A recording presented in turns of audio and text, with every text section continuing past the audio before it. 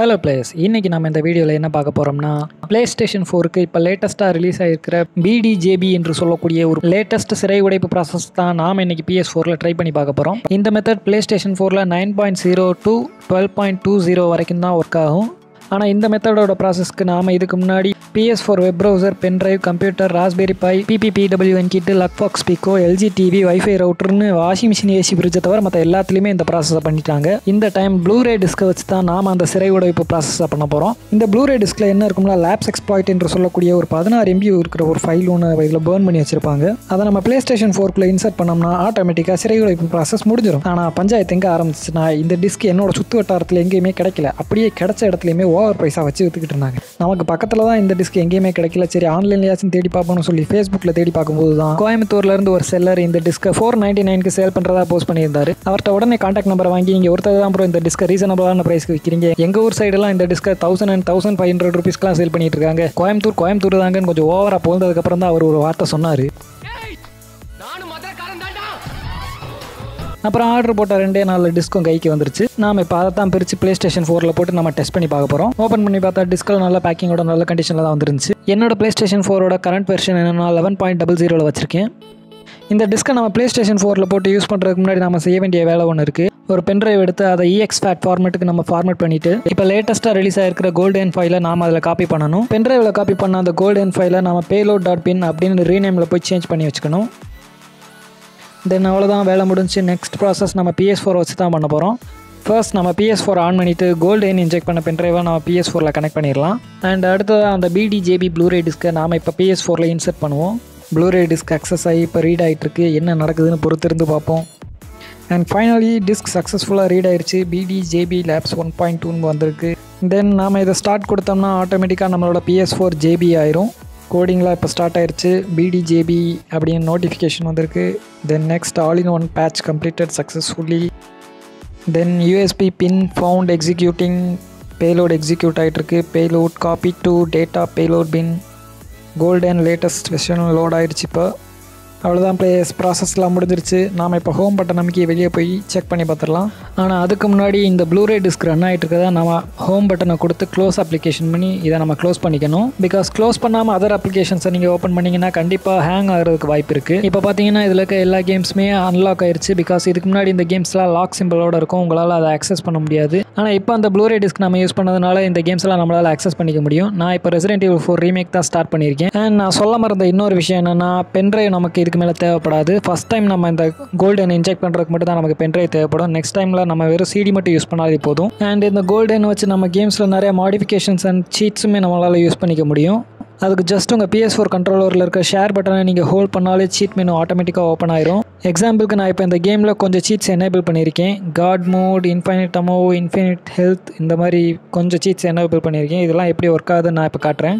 இது எதுக்கு யூஸ் ஆகும்னா, ஒரு சில கேம்ஸ் விளையாடும்போது அதில் இருக்க ஹார்டான மிஷன்ஸில் நீங்கள் ஸ்டக் ஆகி நிற்கிறீங்கன்னா உங்களால் ஈஸியாக இந்த சீட்ஸை யூஸ் பண்ணி உங்களால் அதை க்ராஸ் பண்ணி போயிட முடியும். ஓகே, இப்போ வரைக்கும் இந்த மெத்தட் யூஸ் பண்ணி JB பண்ணதில் PS4ல் எந்த ஒரு ஹேங் அண்ட் எந்த ஃபால்ட்டுமே வரல.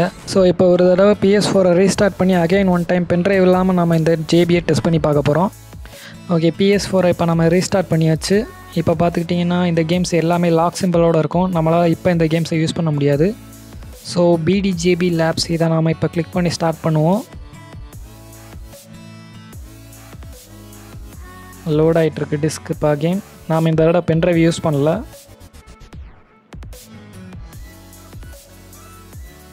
BDJB Labs 1.2 லோட் ஆயிடுச்சு. பட் அடுத்து என்ன எதுவுமே காணோம். ஹேங் ஆயிடுச்சா?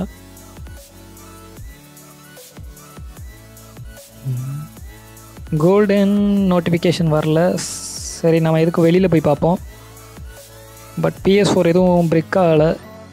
ப்ளீஸ் வெயிட்னு வந்திருக்கு.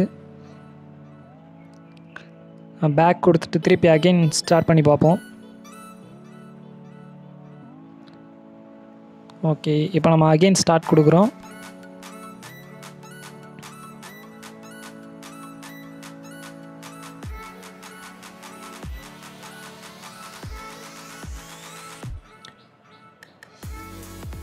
BDJB வந்துருச்சு. ஆல்ரெடி ஜே ப்ரோக்கன் வருது. ஸோ ஆல்ரெடி கன்சோல் அக்சஸ் ஆயிடுச்சுன்னு நினைக்கிறேன். வெளியில் போய் பார்த்தா தான் தெரியும் லாக் சிம்பிள் இருக்கான்னு இல்லையான்னு. ஓகே பிளேயர்ஸ்க்கு சக்ஸஸ்ஃபுல்லாக மெத்தட் கம்ப்ளீட் ஆயிடுச்சு. பட் நோட்டிஃபிகேஷன் வரல. பட் ஆனால் எந்த ஒரு லேக் அண்ட் ஹேங்குமே ஆகலை. நாம் இப்போ வைசிட்டியை போட்டு ட்ரை பண்ணி பார்ப்போம். ஏன்னா நிறையா பேருக்கு இந்த கேமில் பிளாங்க் ஸ்க்ரீன் எரர் வருதுன்னு சொல்லிட்டு இருந்தாங்க. ஸோ இந்த கேமை நம்ம இப்போ ஸ்டார்ட் பண்ணி பிளாங்க் ஸ்க்ரீன் ஆகுதான்னு பார்ப்போம்.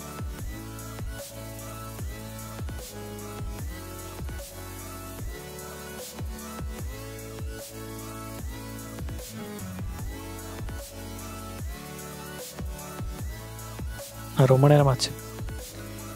ஓகே, பிளாக் ஸ்க்ரீன் எரர் வரல நம்மளுக்கு. சக்ஸஸ்ஃபுல்லாக இந்த கேம் அக்சஸ் ஆகுது. கேம் ப்ளே வைஸ் பார்த்துக்கிட்டோம்னாலுமே எல்லா கேம்ஸுமே நல்லா தான் பெர்ஃபார்ம் பண்ணுது. எங்கேயுமே லேக் அண்ட் எந்த ஒரு ப்ராப்ளமுமே இல்லை. ஸோ நாம் இப்போ இந்த கேமை க்ளோஸ் பண்ணிவிட்டு டிஸ்கை எஜெக்ட் பண்ணிடலாம். நான் இப்போ டிஸ்கை சும்மா தான் எஜெக்ட் பண்ணுறேன். ஒவ்வொரு டைமுமே டிஸ்கை எஜெக்ட் பண்ணி இன்சர்ட் பண்ணணுமான்னு கேட்டிங்கன்னா அந்தளவுக்கு நம்ம பண்ணணும்னு அவசியம் இல்லை. டிஸ்க்கு கன்சோல்குள்ளேயே இருக்கிறதுனால டிஸ்க்கு எந்த ஒரு ப்ராப்ளமுமே ஆகாது. பிகாஸ் ஒரு டைமுமே டிஸ்கை நீங்கள் எஜெக்ட் பண்ணி போடும்போது கண்டிப்பாக ஸ்க்ராச்சஸ் ஆகிறதுக்கு வாய்ப்பு இருக்குது. அதுக்கு நீங்கள் டிஸ்கை கன்சோல்குள்ளேயே வச்சிடலாம். நான் இப்போ இந்த டிஸ்கை சும்மா உங்களுக்கு காட்டணுன்றதுக்காக தான் வெளியே எஜெக்ட் பண்ணி காமிச்சேன். நான் இப்போ டிஸ்கை இந்த கன்சோல்குள்ளேயே தான் வச்சு யூஸ் பண்ண போகிறேன். அண்ட் இந்த டிஸ்கை நீங்கள் பர்ச்சேஸ் பண்ணணும்னு நினச்சிங்கன்னா ஸ்க்ரீனில் தெரியுற இந்த நம்பருக்கு காண்டாக்ட் பண்ணி கேட்டிங்கன்னா ஃபர்தரான டீட்டெயில்ஸ் அவர் உங்களுக்கு சொல்லுவார். அண்ட் இந்த வீடியோ உங்களுக்கு பிடிச்சிருந்துச்சுன்னா மறக்காம இந்த வீடியோக்கு ஒரு லைக் பண்ணிவிட்டு உங்களோட தாட்ஸாக கமெண்ட்ஸில் சொல்லுங்கள். மேலும் பல கேமிங் இன்ஃபர்மேஷன் வீடியோக்கு நம்மளோட சேனல் சப்ஸ்கிரைப் பண்ணிக்கோங்க. நாம் அடுத்த வீடியோ சந்திக்கலாம். பாய்.